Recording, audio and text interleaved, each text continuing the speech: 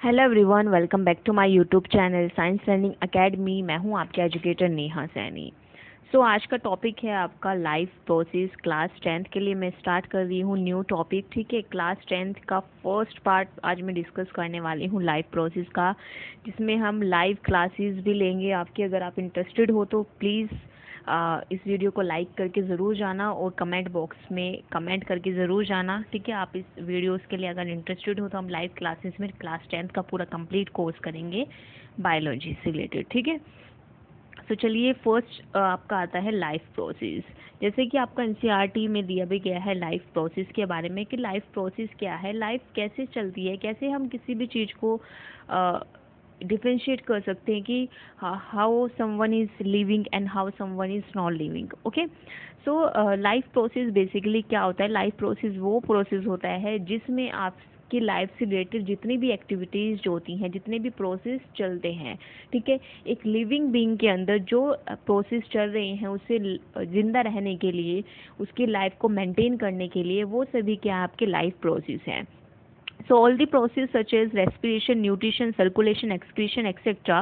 that are necessary for the survival of living organism are known as life process। यानी कि जो कि survival of living organism की survival के लिए जो प्रोसेस हमारे लिए ज़रूरी हैं वो क्या आपके लाइफ प्रोसेसेस हैं। So for maintenance of life the process is required is called a life process. अगर हम शॉर्ट में बात करें तो लाइफ प्रोसेस क्या है कि मेंटेनेंस ऑफ लाइफ को मेंटेन करने के लिए जो प्रोसेस हमें रिक्वायर्ड है उनको हम क्या बोलते हैं? लाइफ प्रोसेस बोलते हैं।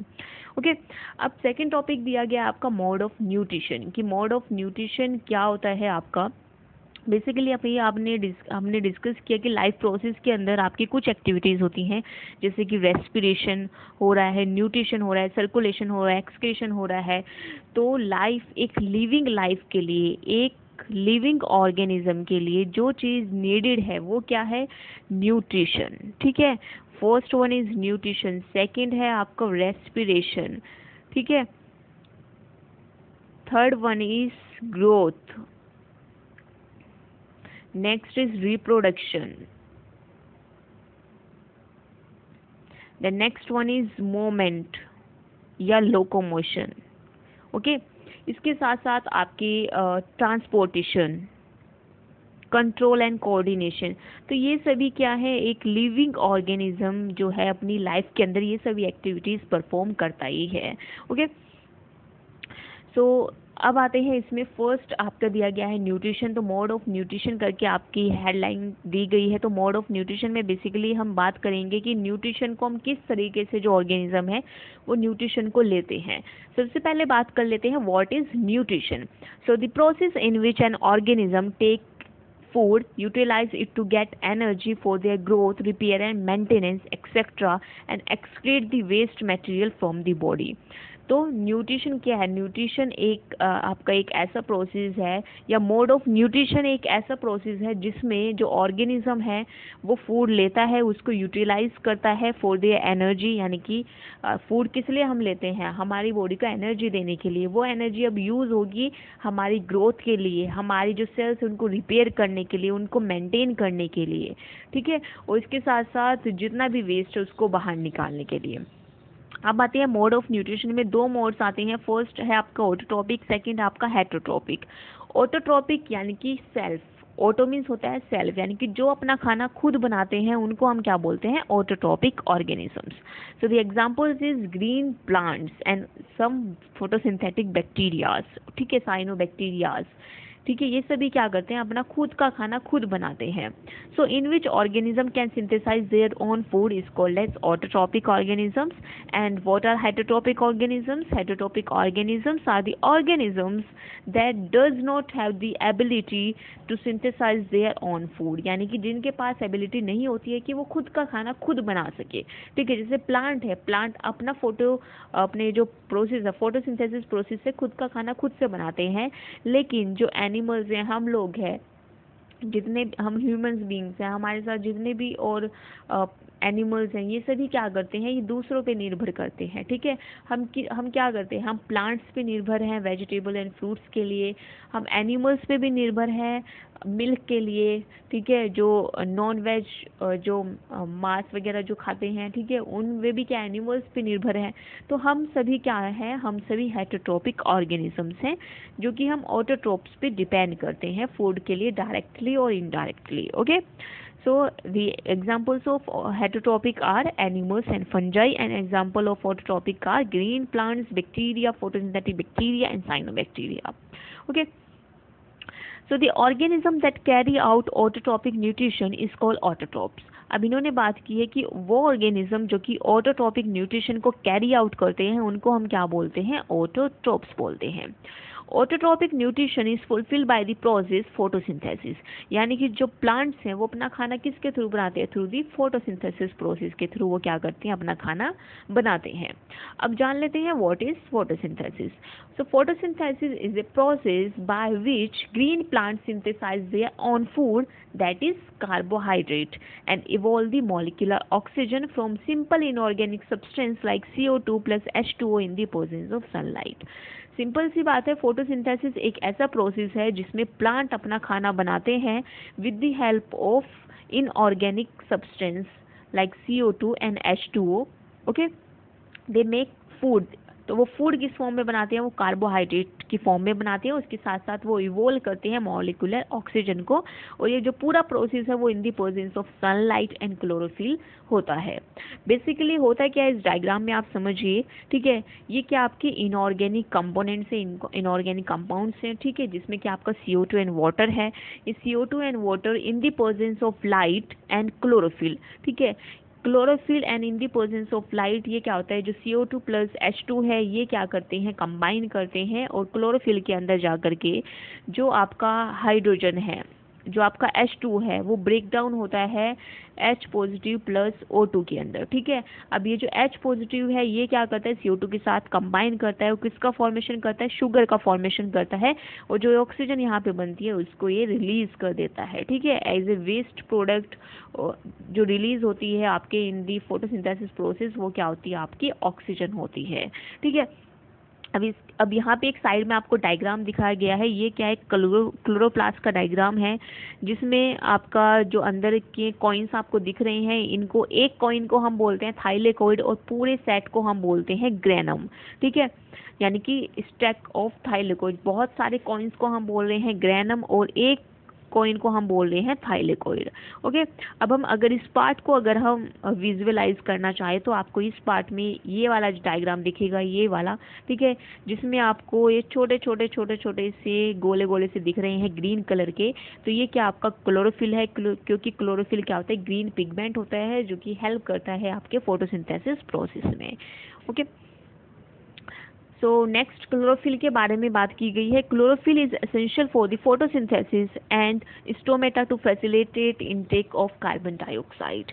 देखो, क्लोरोफिल किस लिए यूज होता है, एसेंशियल होता है आपके फोटोसिंथेसिस प्रोसेस के लिए, जिसमें जो आपका H2O है उसकी स्प्लिटिंग होती है H पॉजिटिव प्लस ऑक्सीजन में। ठीक है, H पॉजिटिव प्लस ऑक्सीजन में जो आपका H2O है उसका ब्रेक डाउन होता है, और फिर ये H पॉजिटिव आपका कंबाइन करता है किसके साथ, आपकी CO2 के साथ, और आपका कार्बोहाइड्रेट फॉर्म करता है C6H12O6। ओके, अब क्वेश्चन उठता है कि अभी तक चलो हमने बात कर ली, चलो वाटर तो प्लांट को मिल ही जाएगा उसकी जड़ों से, अब CO2 कहाँ से हमें मिलेगी, CO2 कौन लेके के आएगा।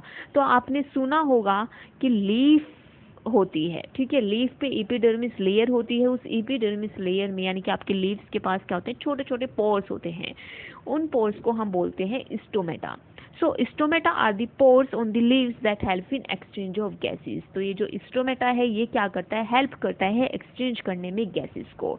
ठीक है, ये क्या करता है, इनटेक करता है CO2 का, और बाहर भेजता है किसको, ऑक्सीजन को। ठीक है, यानी कि इनटेक कर रहा है ये CO2 को, और आउटलेट कर रहा है ये ऑक्सीजन को। तो एक्सचेंज ऑफ गैसेज, जो ये एक्सचेंज हो रहा है गैसेस का, वो किसके थ्रू होता है, वो होता है आपके स्टोमेटा के थ्रू।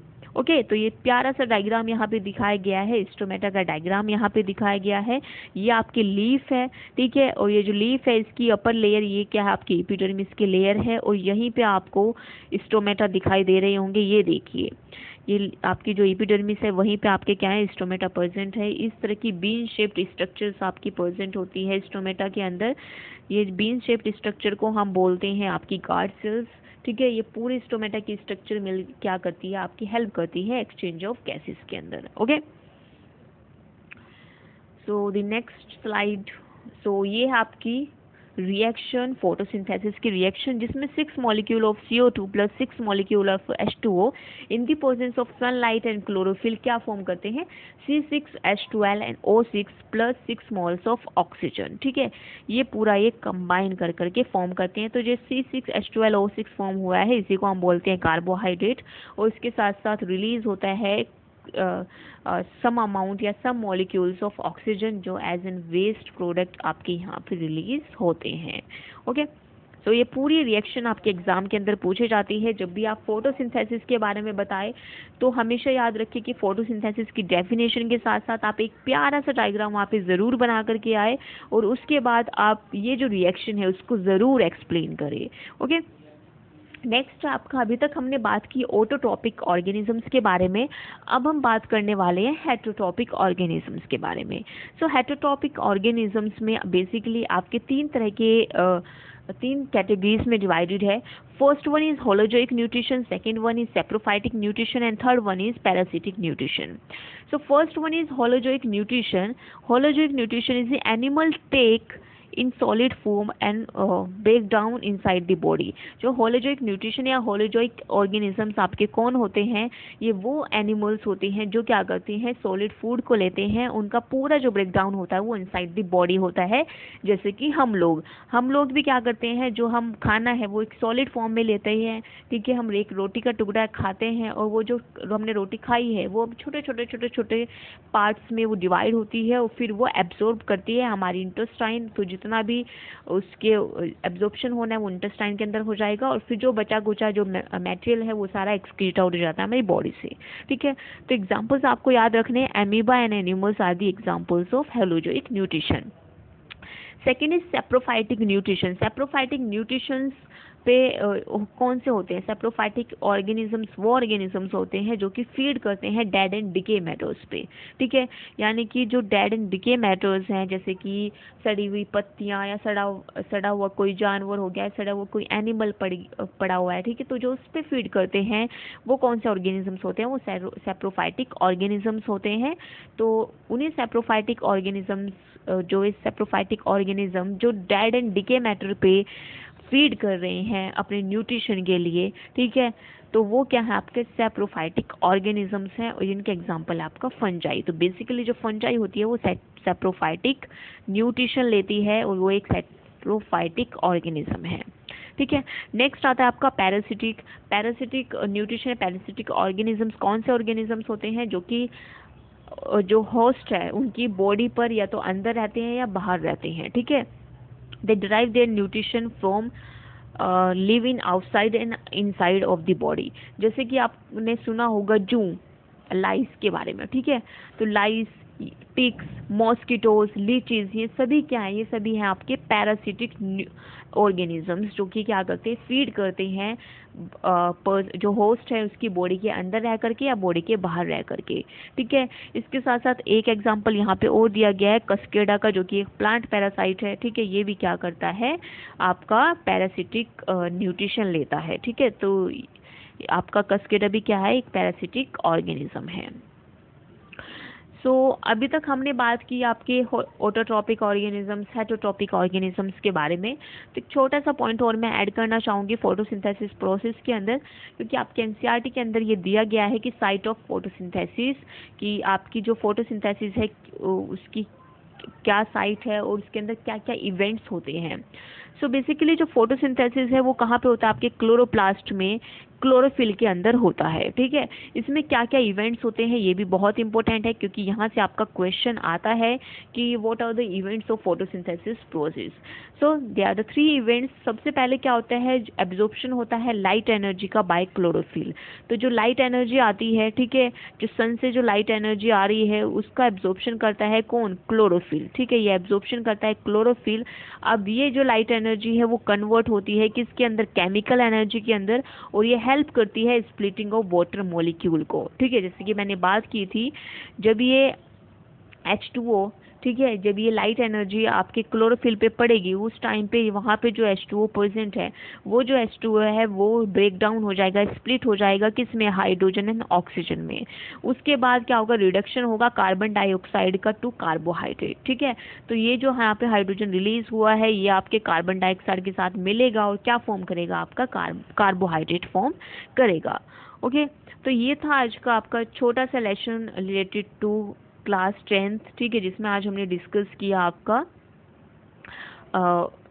लाइफ प्रोसेस के बारे में, मोड्स ऑफ न्यूट्रिशन के बारे में। न्यूट्रिशन में आज हमने कंप्लीट कर लिया है आपका ऑटोटॉपिक न्यूट्रिशन, ठीक है। नेक्स्ट सेशंस में हम हेटेरोटॉपिक न्यूट्रिशन को भी कंप्लीट करेंगे, जिसमें आपका न्यूट्रिशन इन एनिमल करके टॉपिक दिया हुआ है, ठीक है। तो न्यूट्रिशन इन प्लांट आपका कंप्लीट होता है, जिसमें आपको बताना है ऑटोट्रोप्स के बारे में कि ऑटोट्रोपिक ऑर्गेनिज्म जो होते हैं वो अपना खाना खुद से बनाते हैं by the process of photosynthesis. फिर फोटोसिंथेसिस की डेफिनेशन देनी है, देन प्यारा से एक छोटा सा डायग्राम आपको बनाना है, देन आपको रिएक्शन देनी है।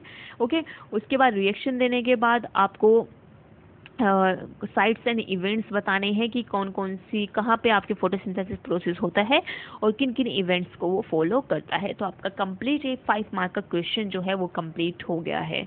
ओके, आई होप आज की वीडियो आपको पसंद आई होगी। इफ़ यू लाइक इट तो प्लीज़ लाइक शेयर सब्सक्राइब ज़रूर कीजिए साइंस लर्निंग अकेडमी को, और लोगों तक शेयर कीजिए। और अगर आप इंटरेस्टेड हैं क्लास 10th की वीडियोस के लिए तो प्लीज़ कमेंट करके ज़रूर बताएं, मैं और सेशंस लेकर के आऊँगी क्लास 10th के लिए भी। So bye everyone, thanks for joining. मिलते हैं नेक्स्ट सेशन में। I hope you like it.